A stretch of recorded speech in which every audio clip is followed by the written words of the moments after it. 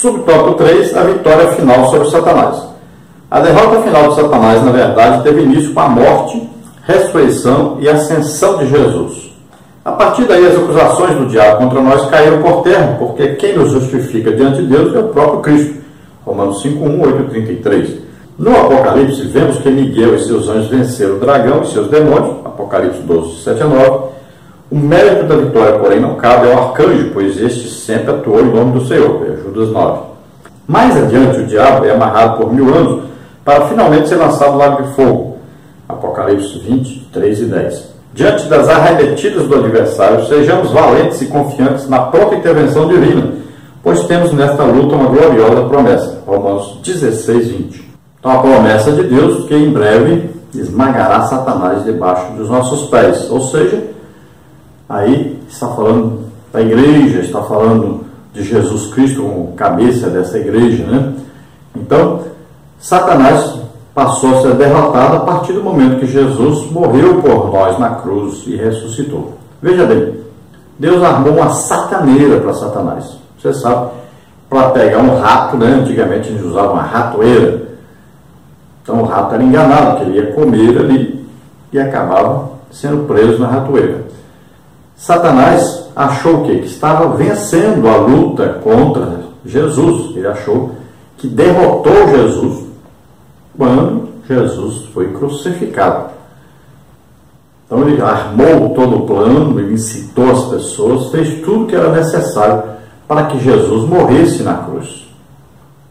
Mas na verdade era exatamente isso que estava escrito. E Satanás tinha lido isso, sabia que estava escrito na Bíblia, né? Que Jesus levaria sobre ele os nossos pecados. Mas ele não entendia ainda, não estava nada escrito ainda que Jesus morreria numa cruz. Estava escrito em Deuteronômio que o filho desobediente seria crucificado, né? Deveria ser deixado lá até morrer e não podia passar de um dia para o outro. Ele sabia disso. Paulo vê isso aí em Gálatas 3,13, ele diz que Cristo nos resgatou da maldição da lei, fazendo-se maldição em nosso lugar, porque está escrito: maldito todo aquele que morreu no madeiro. Mas Satanás, ele via o que estava escrito, mas não tinha entendimento do que estava escrito. Então, quando ele pensa que derrotou Jesus, na verdade Jesus estava derrotando Satanás e todo o seu reino. E agora o acusador não tem mais como acusar, porque Jesus levou os nossos pecados sobre ele.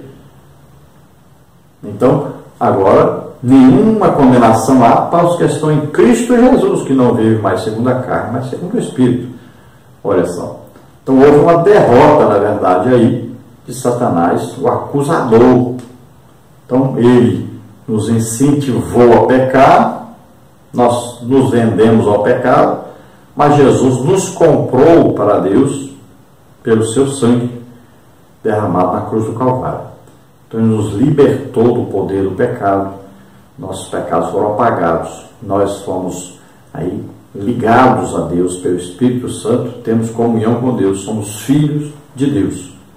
Então ele foi derrotado quando Jesus morreu na cruz por nós. Ao aceitarmos isso, acreditarmos nisso, somos salvos. Lembrando que também temos que acreditar que Jesus morreu, mas ele ressuscitou, está vivo, está à direita do Pai intercedendo por nós. Então Miguel e os anjos vencem Satanás e seus demônios, eles são precipitados sobre a terra. Nós acreditamos que tanto fala da derrota de Satanás, da sua revolta, da sua rebelião contra Deus no início, mas nós sabemos que no final da grande tribulação ele será aprisionado durante 1000 anos. No final desses 1000 anos, ele ainda junta, né, anjos maus e homens maus, e ainda querem tomar o governo de Cristo, e eles são então destruídos, seus exércitos, e são lançados no lago de fogo. Satanás vai ser lançado também no lago de fogo e enxofre. Tópico 3, o maioral dos demônios. Subtópico 1, a serpente. Subtópico 2, Satanás. Subtópico 3, o diabo. Subtópico 1, a serpente. O termo dragão é dracon em grego e é usado na Septuaginta para traduzir algumas palavras hebraicas como Tanim e Leviatã, cujo sentido é diversificado como monstros, animais do deserto, serpentes. No Novo Testamento só aparece em Apocalipse, e aqui é chamado de o grande dragão, a antiga serpente chamada o diabo e Satanás, que engana todo mundo, como está no versículo 9. A serpente que enganou Eva é o próprio Satanás, Gênesis 3, 1 a 4, 14 e 15. Ele é perito em enganar como fez com Eva, e ainda hoje esta é uma de suas especialidades. 2 Coríntios 2, 11, 11 e 3. Então alguns acreditam que Satanás, para enganar Eva, se materializou como uma serpente. Então, por isso a serpente foi amaldiçoada depois por Deus. Então, o que estava dizendo Deus ali em Gênesis 3 seria que ele não teria mais o poder de se materializar, de se tornar como um ser, né, para aparecer às pessoas. E também ali existe uma promessa de que ele morderia o calcanhar de Jesus, ou seja, Jesus seria morto na cruz, mas calcanhar ferido sara. E o próprio calcanhar sarado, Jesus morreu, ressuscitou, está direito do Pai, esse mesmo calcanhar pisa a cabeça de Satanás. Então, está ali profetizado, né, vaticinado, que depois Jesus venceria, então, Satanás definitivamente. E é o que vai acontecer: Satanás será lançado no lago de fogo e enxofre para sempre. Subtópico 2, Satanás. Não é possível descrever todos os nomes do inimigo de Deus e do seu povo. O nome mais conhecido vem do hebraico Satã, Satanás, adversário. Era o prólogo do livro de Jó, que Satanás aparece pela primeira vez como ser espiritual que acusa os justos diante de Deus.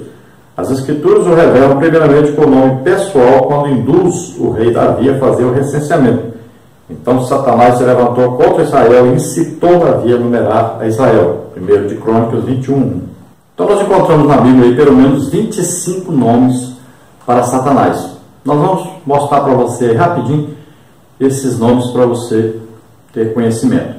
Então, diabo, Apocalipse 12, 9, Satanás, Apocalipse 22, dragão, Apocalipse 12, 3, príncipe deste mundo, João 12, 31, príncipe das potestades do ar, Efésios 2, 2, o príncipe dos demônios, Mateus 12, 24, o rei dos terrores, Jó 18, 14, o Deus deste século, 2 Coríntios 4, 4, diabo do céu no sentido enigmático, Mateus 13, 4, 19, o tentador, Mateus 4, 3, o inimigo, Mateus 13, 39, o adversário, 1 de Pedro 5, 8, o anjo do abismo, Apocalipse 9, 11, a antiga serpente, Apocalipse 12, 9, Apolion, Apocalipse 9, 11, Abaddon, Apocalipse 9, 11, estrela da manhã, Isaías 14, 12. Essa palavra chegou até nós através da Vulgata Latina, que traduziu o hebraico hebreu, que na 70 é dito Esporos, em Isaías 14, 12, por Lúcifer. Literalmente, este vocábulo significa aquele que brilha ou resplandecente.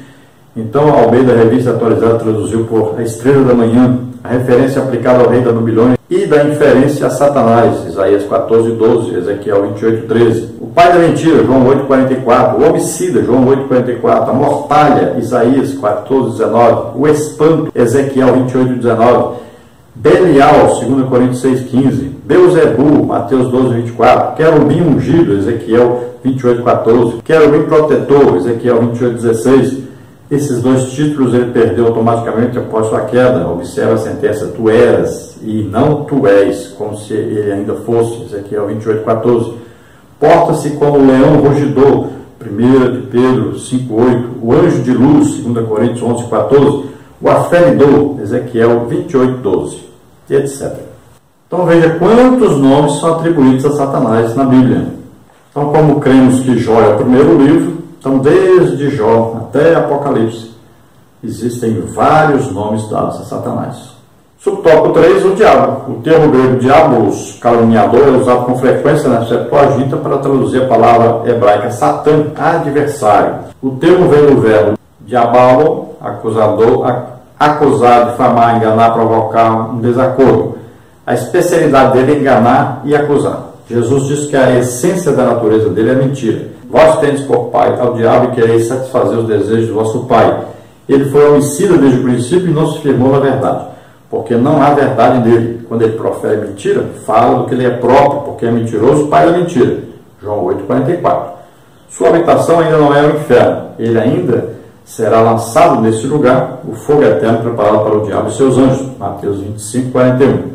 Então a palavra palavra diabo vem aí então da ideia de acusador, difamador. Então é um inimigo perigoso que usa mentira sempre.